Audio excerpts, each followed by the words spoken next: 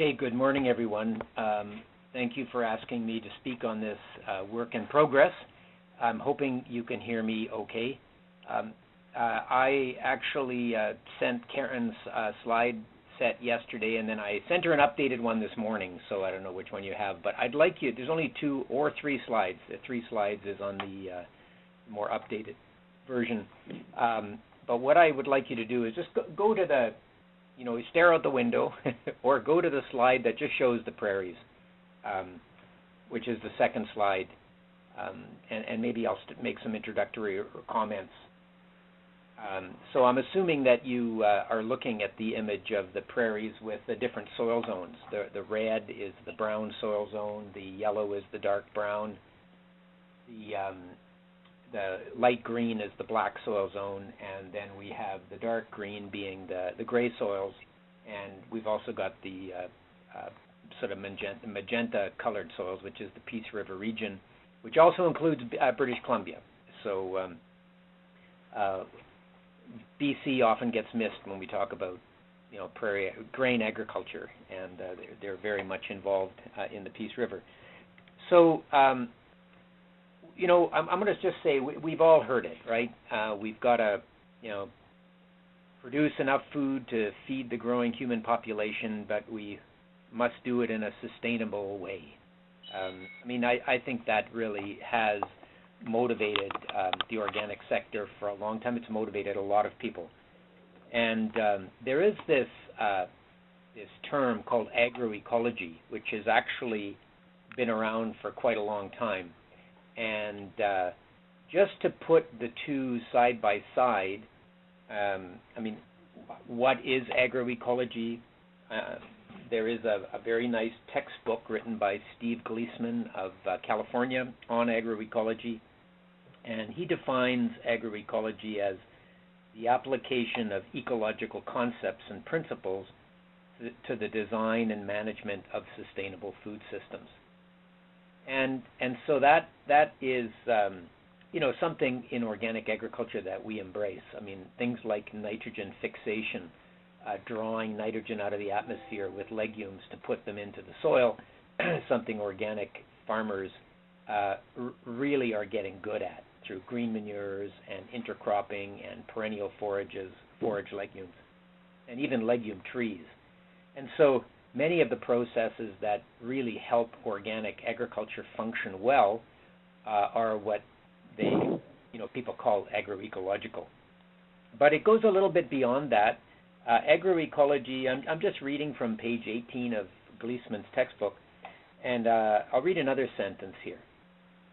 Agroecology values the local, empirical knowledge of farmers. I'm going to start that again.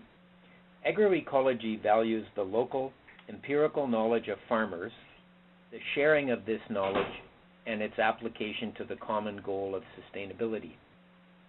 So that definition expands it from just sort of biological processes of nitrogen fixation or maybe other processes to actually including local culture and local experience. And that is so important. And if you look back at that map of the prairies, it's 2 words, the prairies, but it's very diverse. There's very different soil types. There's different cultural, political, economic zones, as well as weather, soil type, and other factors. And so that's a little bit about agroecology, and the 2 sciences that make up agroecology are ecology and agronomy, and these have often had an uneasy relationship. And so what universities have done is to try to deal with this by talking about production and environment simultaneously. And here at the University of Manitoba, we started an agroecology degree back in the mid-1990s, and it's been going on for almost 25 years, and it graduates about 5 to 10 students a year. and they're sort of they're uniquely trained in this area. But okay, so now what the again, getting to the relationship of organic agriculture and agroecology, I heard a very interesting analysis at the Farming System Design Conference in Europe 2 years ago.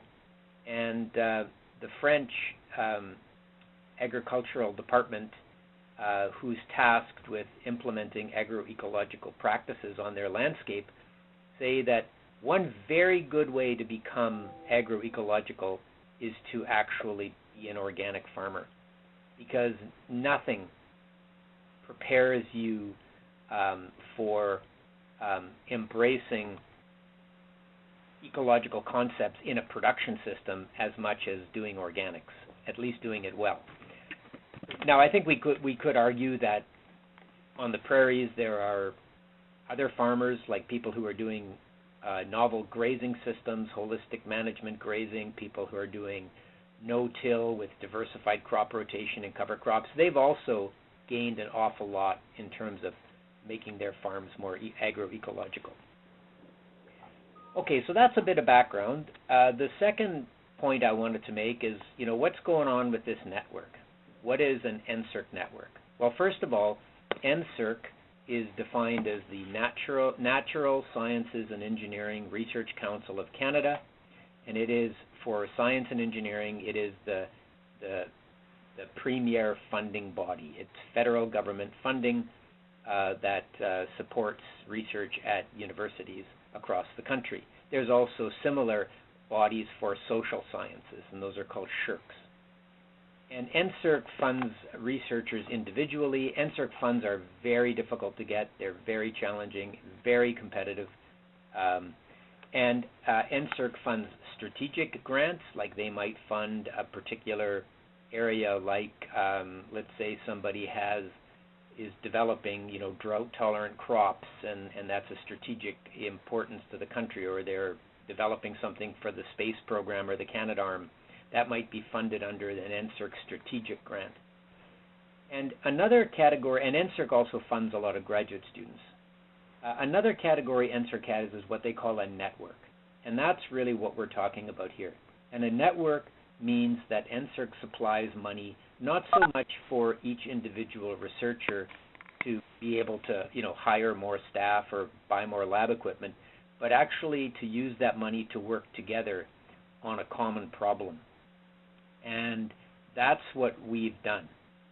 Now, when I talk about we, this NSERC Agroecological Resilience Network is actually based out of the University of Saskatchewan, and Christy Morrissey, who's an ecotoxicologist, works with birds at the University of Saskatchewan, is leading this with NSERC, and Christy and I are co-principal investigators. That means we're leading it together.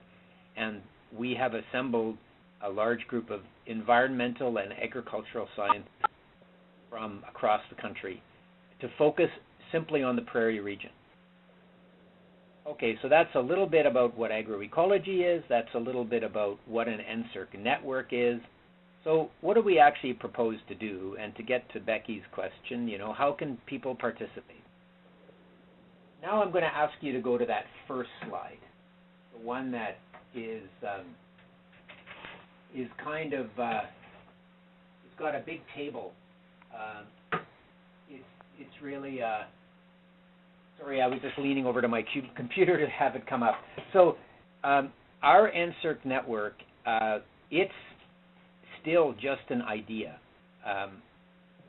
What we've done is we've applied to NSERC to see if we can write a full application, and that is a very competitive process, and it's called a letter of intent.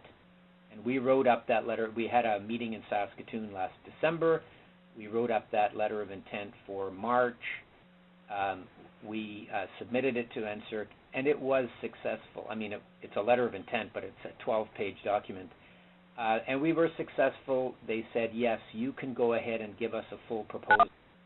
And that is actually a big accomplishment, because most letters of intent do not make it to the next level. And so at this point, we have a 50% chance of getting this thing funded, and we're asking for $5.5 million. And so we are working on our full proposal, and when I work our way through what we're trying to accomplish, you'll see the important role that farmers play. So let's look at the slide. We've got some guiding principles of the work that we're doing. We want to be community-engaged research, focusing on producers at the farm level. So we want to work with farmers who are doing agroecological things. We're going to assess farms for their agroecological performance. We're going to work interdisciplinary. So we've got, for example, the two people leading it. I'm an agronomist. Christy is an environmental scientist. So we've got that sort of agronomy and ecology working together to lead it. But we've got many other people. We've got people from, grazing from the University of Alberta. We've got people who do pollinator work from the University of Calgary and the University of Ottawa. We've got soil people, economic. Martin, sorry, it's Becky here. I'm just going to interrupt 1 second. We've had a few new people come on. If everybody could please just put your phone on mute. Greatly if we can hear a little bit of background noise there. So if we could get everybody just to put their phone on mute, that would be great. Okay, back to you. Thanks, Martin. Okay, good. If those of you just joined, welcome. Welcome to our conversation. I'm sitting in Winnipeg where it was 34.8 degrees yesterday. Resilience. Okay, and really one of the other guiding principles is we want to make this practical so we can expand our knowledge, increase our capacity, which means, help farmers work together, learn from each other, help graduate students learn, inform policy. And one of the groups that we're working with is crop insurance. The other one is, of course, ag policymakers. Okay, what are we actually going to do? Sorry, Martin, I'm just going to interrupt again. I believe that in order to put your phone on mute, you do *6. There's somebody who is just coughing in the background there. If I could get you to put it on just press *6, it should mute you. Okay, thanks. Okay, so there's three major activities that we're going to do. One is we want to survey, in the neighborhood of 300 farms across the prairies, where we are interested in finding out what farmers are doing in terms of, addressing the dual goals of production and ecosystem integrity. And then we want to do some on-farm evaluations where we're going to look at we're going to compare those farmer practices to some what we call business as usual farms. And finally, we're going to do some manipulation for resilience testing where we actually will create a stress on a farm, and maybe we'll just go to farms that are going under a drought and look at how the system is responding to that stress. The one thing about working on the prairies, it's so big, we're going to find some problems somewhere every year. And we're intending to do this for 5 consecutive years, beginning next June. That'll generate a bunch of information, and one of the things that we're interested in on the farm survey is to find out what patterns are out there. So if we look at the organic community, we definitely want to engage with the organic community here, is what are farmers doing to respond to particular stresses? Let's say the stress is lack of nitrogen. Let's say it's lack of phosphorus. Let's say it's poor market access because of fusarium in their crop. Let's say it's lack of access to knowledge. So what are those patterns telling us, and how can those be improved? And then we're also interested in understanding farmers, what we really call ecological literacy. What do farmers know about ecological practice? What questions do they have? So we're going to gather a lot of information, and really the trick, going to that fourth thing, integration into the network, that's really the challenging part whenever you're working together, right? Is we all get caught up in our own work, in our own, whether it's on our farm or in our office or in our home or at the university, wherever we work. And And that's not what NSERC wants to do with these networks. They really want people to work together and say, hey, there's a pattern here that relates to why farmers aren't growing a particular crop, which would be really good for sustainability. You know, why is that? Is that linked to either lack of knowledge? Is that linked to poor economic stability? Is that, you know, blah, blah, blah. If we look at faba bean, for example, that is a crop that actually has all kinds of attributes, but it is a little inconsistent in its yield and has terrible markets in some areas of the prairies. And so that's just one example. Another example might be, if we think about on the environmental side, you know, the environmental scientists, they capture birds and they actually look at the blood in those birds, and that tells them something about how what the wetland health is like in that region. And that's a very interesting approach where people can integrate over a large area. They can say, you know, in this area the birds have blood protein profiles or whatever, which shows that they are really deficient in this particular you know, insect that they really need to be healthy and to reproduce, or maybe birds are really healthy in terms of this blood profile, which means that whatever the farmers are doing in this area is really good, and we need to encourage that. And that's what the point of this network is it's kind of like putting the puzzle together and looking for patterns and sometimes you hear this term emergent properties. That means you learn new stuff. And we want to learn new stuff. So that's a little bit about what we're going to do. And now I would just ask you to turn to the bottom slide, which is the one that I got Karen to send out this morning. We're just in the process of putting together this network, and you know, I didn't have a lot of time to prepare for this presentation. But if you do have the last slide, it kind of shows a map of the prairies again, and then it's got the map of a landscape, and at the bottom it's got, you know, a flooded agricultural landscape. And this again speaks to how we're thinking of approaching the work. Is we first of all want to do a regional assessment. We want to assess farm practices and key economic environmental indicators through on-farm investigation and surveys. We have a little bit of experience with that in Canada now. Joanne Thiessen-Martens, who works for me, has been working with the transition farmers and actually doing a farm inventory, visiting the farms, interviewing the farmers across the kitchen table, not just a telephone survey, not just a paper survey or an online survey, but actually sitting face to face. And that's something that we're going to do in this network because, again, if we think about what agroecology means, it values the local empirical knowledge of farmers, the sharing of this knowledge, and its application. And so, and the other piece of this is a number of graduate students around the prairies now have been visiting farms to actually spend a day working with farmers and sort of casually learning about, you know, why do you do this, how do you do that. Farmers might agree that that's a little bit better than a Stats Canada survey. They might also agree that that's more time consuming, but I think it really captures more of what farmers know and what they think and what they feel. And so we'd love some feedback on that. Then the second thing there, you know, we're going to work with about 40 farms looking at business as usual, BAU, versus agroecologically intensive farms. And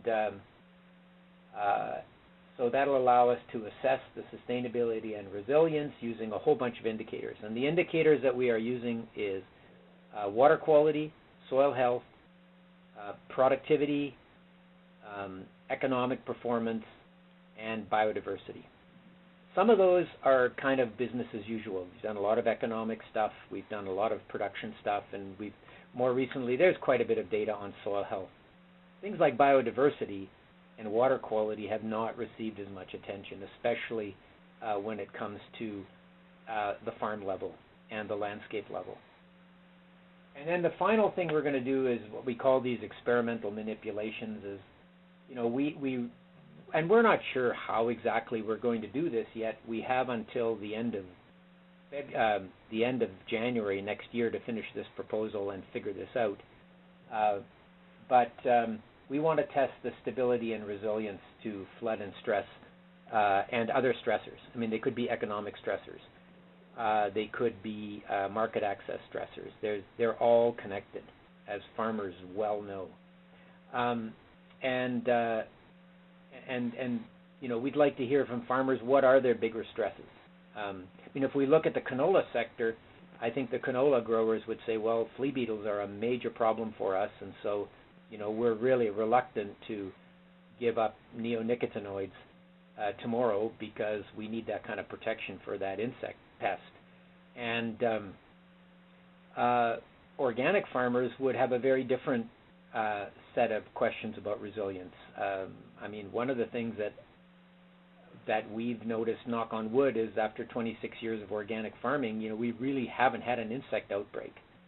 Now, we're not growing crops in monoculture like canola, and so our stressors might be different. It might be back to the how do we establish a crop when it's really dry and we haven't got no-till farming options available to us the way our no-till neighbors do, or it could be, how do we get better performance out of our animals when we're feeding them forage that might be slightly low in phosphorus because our land is operating at a lower soil phosphorus level. So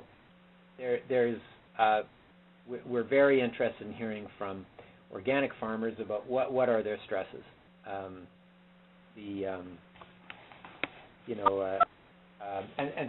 So that's what we're going to be doing in this network. Where we're at right now, I'm just going to wrap up here right away.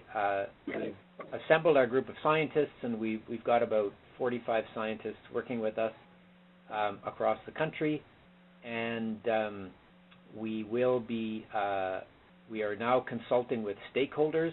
So, for example, we're having a meeting in Winnipeg next Friday, and we've invited all the stakeholders from the prairies, and that includes the organic associations. Christy and I will be traveling to western Manitoba. We'll be traveling to Saskatchewan. We'll be traveling to Alberta in October to visit with stakeholders there, to hear about what you people might think is important in such a network. And some people might say, well, I'm not really interested in this network.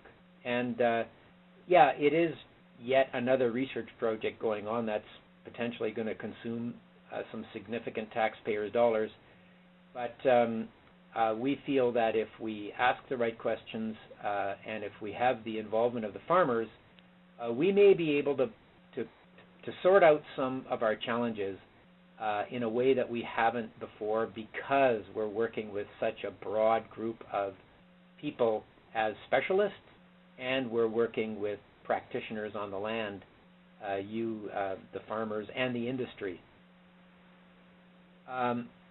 There's also international component to this. We are working with the Land Institute in Kansas and with John Lundgren, who's a private entomology researcher in South Dakota. Those two have already signed on to work with us, but we're looking at NSERC wants some international collaboration.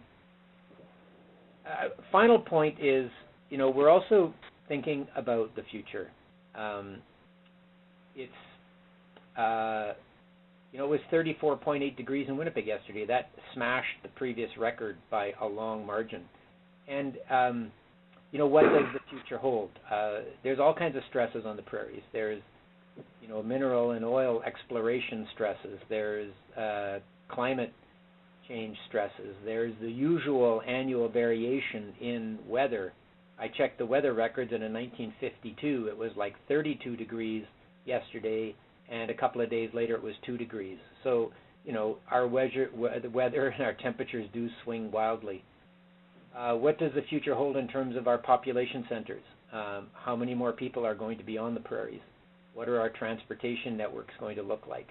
The prairies are one of the world's breadbaskets. That is true, and I don't imagine that's going to change in the future. We are engaging with the grain sector on this network because we know that for economic prosperity in the region, exporting crops to people who will pay us money for it is actually quite important.